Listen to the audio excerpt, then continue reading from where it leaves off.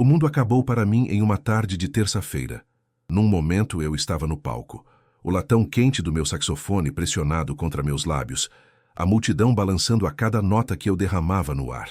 No momento seguinte, não havia nada além de um guincho ensurdecedor de pneus, o estalo de metal e a escuridão que me engoliu por inteiro. Quando acordei, não foi apenas a dor que me disse que minha vida havia mudado para sempre. Foi a ausência de luz. O quarto do hospital cheirava a antisséptico e café velho, mas para mim era um oceano negro sem fim. Médicos vinham e iam, suas vozes pesadas de pena. "Sr. Hale", disseram, "temo que seus nervos ópticos estejam permanentemente danificados. Não há recuperação." Eles esperavam que eu chorasse, mas eu não chorei. Músicos conhecem o silêncio, e eu estava nele agora. Meus dedos ainda se lembravam das chaves do meu saxofone. Mas eu ainda não sabia que aprenderia um tipo diferente de música, uma que não precisava de visão. Foi 3 noites depois que aconteceu. Eu estava deitado na minha cama de hospital, ouvindo o leve bip do monitor, quando ouvi uma voz. Jovem, calma, perto do meu ouvido. "Você não está sozinho, David." Eu gelei. "Quem está aí?" Minha mão tateou o botão de chamada. "Você pode apertar se quiser", disse a voz, "mas eles não vão me ver." Um arrepio subiu pela minha espinha. Pensei que talvez os analgésicos estivessem me afetando. Isso é algum tipo de alucinação. Não, eu sou real, e eu estive onde você está. Eu sei como é acordar e descobrir que o mundo se foi. Eu queria gritar, mas algo na maneira como ele disse me manteve imóvel. Seu tom não era ameaçador, era familiar, seguro. No dia seguinte, recebi alta. Meu empresário Carl estava esperando para me levar para casa. Sua voz era alegre, alegre demais. "Vamos superar isso, Dave. Você apenas se concentra em descansar. Eu cuido dos negócios." Eu não percebi então, mas havia algo escorregadio em seu tom, como se ele já estivesse no controle de mais do que deveria. Quando chegamos ao meu apartamento, tateei as chaves. Foi então que ouvi novamente a voz do jovem, clara como o dia, dentro da minha sala de estar. "Cuidado com ele", disse. "Ele não é seu amigo." Minha respiração engasgou. "Onde você está?" Eu sussurrei. "Bem aqui", disse ele, sua voz se aproximando. "E eu vou te ajudar, mas você vai ter que confiar em mim." Naquela noite, enquanto eu estava deitado na cama, o medo não me manteve acordado. A curiosidade, sim. Quem era ele? Por que eu? E por que sua voz parecia uma tábua de salvação que eu não sabia que precisava? Na manhã seguinte, quase esqueci que estava cego. Entrei na cozinha sem uma bengala, guiado por sua voz. E então, ele me disse algo que fez meu sangue gelar. "Eles já estão te roubando, David. E eu posso provar isso." Eu ainda não sabia o nome dele. Eu não sabia como ele era. Mas quando ele falava, parecia que a sala se inclinava para ouvir comigo. "Quem é você?" perguntei enquanto me dirigia à cafeteira, meus dedos roçando a borda do balcão. "Alguém que esteve na escuridão", ele respondeu. "E alguém que aprendeu que a escuridão não significa desamparo." Ele me disse para verificar minha mesa, não fisicamente. Ele descreveu exatamente onde alcançar. Minhas mãos deslizaram sobre a pilha de correspondências não abertas. "Aquela", ele disse. "Abra." Rasguei-a cuidadosamente. Dentro havia uma carta da agência de reservas. Meu coração apertou enquanto eu ouvia os números. O pagamento listado era quase o dobro do que Carl havia me dito. "Eles estão mentindo para você", disse ele. "Carl está pegando sua parte, e mais um pouco." Sentei-me à mesa da cozinha, segurando o papel. "Por que eu deveria acreditar em você? Você poderia ser qualquer coisa. Qualquer um." "Você já acredita em mim", disse ele suavemente, "porque você sente isso no seu instinto." Na semana seguinte, ele se tornou minha sombra. Aprendi seu nome, Lucas. Ele havia sido um pianista de jazz com apenas 22 anos, quando um acidente tirou sua visão e sua vida. Ele nunca me disse exatamente por que permaneceu neste mundo, mas falava disso como música inacabada, uma canção que ainda precisava de suas notas finais. Ele me guiou através de telefonemas, avisando-me quando as vozes mudavam de amigáveis para predatórias. Ele descreveu detalhes que eu não podia ver, o tique na voz de Carl quando ele mentia, o silêncio no quarto quando um primo mencionava minhas finanças. E ele nunca estava errado. Uma noite, enquanto eu estava sentado em minha sala de ensaio, o saxofone quente em minhas mãos, Lucas disse algo que me causou um arrepio. Eles não estão apenas pegando seu dinheiro. Eles estão planejando pegar tudo, seus direitos e sua casa. Eles acham que você está fraco agora. Eles acham que a cegueira o torna impotente. Apertei o instrumento. Então vamos provar que eles estão errados. Essa foi a primeira vez que o ouvi rir. Um som baixo e aprovador. Bom, porque temos trabalho a fazer. A partir daquele momento, nossos dias tinham um ritmo. Eu praticava, e Lucas lia meus e-mails, reproduzia conversas em minha cabeça, apontava os sinais de engano. Lentamente, comecei a notar coisas por conta própria. A hesitação na voz de Carl quando eu perguntava sobre contratos, a maneira como minha irmã evitava falar sobre minha conta bancária. Ainda assim, eu precisava de provas. Lucas prometeu que as conseguiríamos, e em uma noite chuvosa de quinta-feira, ele me disse exatamente como.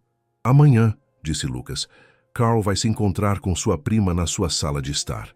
Eles vão pensar que você está dormindo. Você não estará. E vamos capturar cada palavra. Eu não dormi naquela noite. A chuva batia nas janelas como um metrônomo silencioso, marcando as horas até que a armadilha fosse montada. Lucas estava calmo, calmo demais. Você está pronto, ele sussurrou, como se pudesse ouvir meu pulso martelando no meu peito. Apenas faça exatamente como eu digo. A manhã chegou, cinzenta e pesada. Carl chegou primeiro, seu perfume me alcançando antes de suas palavras. Como você está, amigo? Ele perguntou naquele tom meloso que sempre me revirava o estômago. 10 minutos depois, minha prima Danielle entrou. Ela era família de sangue, mas ultimamente parecia uma estranha usando um rosto familiar. Eles se acomodaram na sala de estar. Eu sentei no escritório adjacente, a porta entreaberta o suficiente para Lucas descrever a linguagem corporal deles. Carl se inclinou para a frente, sua voz baixa. Agimos agora. A mente dele não está bem depois do acidente. Pressionamos pela tutela e tudo se torna nosso para gerenciar. A voz de Danielle era mais nítida. E a casa? A casa também, disse Carl sem hesitação. Uma vez que for transferida, podemos vender. Ele nem vai saber o que o atingiu. Agarrei o pequeno gravador que Lucas me disse para esconder antes. Cada palavra, cada plano venenoso estava sendo capturado. Meus dedos doíam de tanto segurá-lo. Espere, disse Danielle de repente. E se ele descobrir? Carl riu. Ele não vai. Cego, abalado e lamentando sua carreira musical, ele não é uma ameaça. A voz de Lucas roçou em meu ouvido como um vento frio. Agora você sabe. Mas ouvir não é suficiente. Você precisa de testemunhas. A próxima parte era arriscada. Lucas me disse para convidá-los para almoçar sob o pretexto de colocar a conversa em dia. Ele queria que eles se sentissem seguros, confortáveis o suficiente para repetir seus planos. Naquela tarde, pedi que voltassem no dia seguinte. Eles concordaram sem suspeita. Naquela noite, Lucas e eu elaboramos cada detalhe. Ele guiou minhas mãos enquanto eu montava gravadores na sala de jantar, no corredor, até mesmo na cozinha onde eles poderiam sussurrar. Parecia estar me preparando para uma apresentação, exceto que a plateia seria a polícia. Enquanto eu estava deitado na cama, Lucas falou novamente, mais suave desta vez.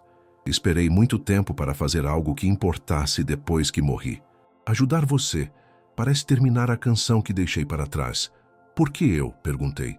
Porque você ainda está lutando, disse ele. E porque acho que eu precisava lembrar como era estar em um palco, mesmo que seja através de você. O dia seguinte decidiria tudo. Se falhássemos, eles me tirariam tudo o que me restava. Se tivéssemos sucesso, o mundo de Carl e Danielle desmoronaria. Enquanto eu apertava minha gravata na manhã seguinte, Lucas sussurrou as palavras que me levariam para a batalha. Vamos recuperar sua vida. Carl e Danielle chegaram na hora certa, suas risadas ecoando pelo corredor, como se já fossem donos do lugar. Eu os cumprimentei com um sorriso que não era real, os guiei até a mesa de jantar e deixei o café e a conversa fiada fazerem seu trabalho. Lucas estava ao meu lado, invisível, mas firme, narrando cada contração de seus rostos. Deixe-os à vontade, ele murmurou. Dê-lhes espaço para pensar que estão seguros. Meia hora depois, Carl se recostou e pousou sua xícara.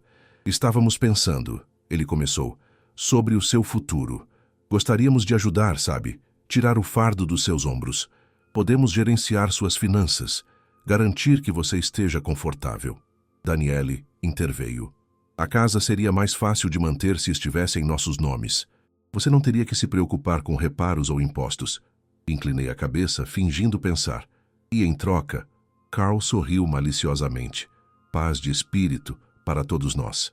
As palavras pairaram no ar como a última nota azeda de uma música ruim. Lucas me deu um único e nítido aceno. Agora, ele disse. Deslizei minha mão por baixo da mesa e cliquei no pequeno controle remoto no meu bolso. Da cozinha, o leve bip do gravador escondido, sincronizando com meu telefone, confirmou que tudo estava ao vivo. Meu advogado, esperando do lado de fora, recebeu o sinal e entrou. Não sozinho.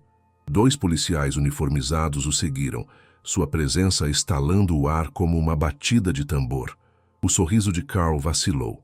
O que é isso? Apenas um pequeno bis, eu disse calmamente. Vocês estão se apresentando há meses.